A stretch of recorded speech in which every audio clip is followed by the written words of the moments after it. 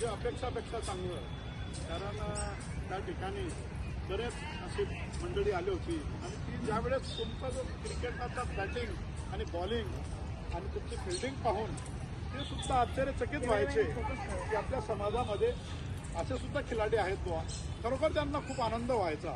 तुम्ही तुमच्या खेळण्यामध्ये मग्न होते, तुम्ही तुमच्या बॅटिंगमध्ये, तुमच्या बॉलिंगमध्ये आणि तुमच्या फिल्डिंगमध्ये मग्न होते. ज्यावेळेस ते मला भेटायचे मला सांगायचे, खरोखर मला सुद्धा असा कुठेतरी आनंद व्हायचा की जे आपण केलेलं आहे ते अगदी छान कार्य हातात घेतलेलं आहे.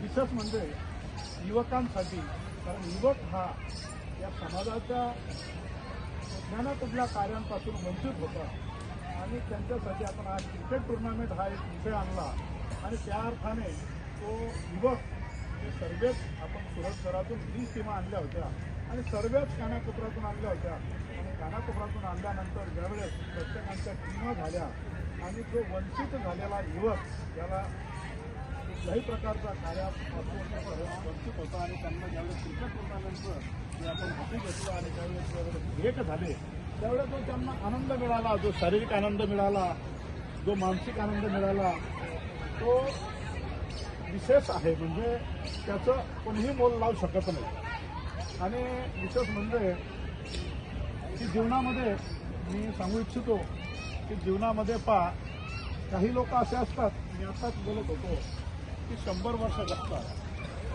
100 वर्ष जगतात, पण जन्माला आला, हेला आणि पाणी भरून गेला कोणीच ओळखत नाही. असं 100 वर्ष जगायला काही अर्थ नाही. कारण या देशाचा इतिहास आहे.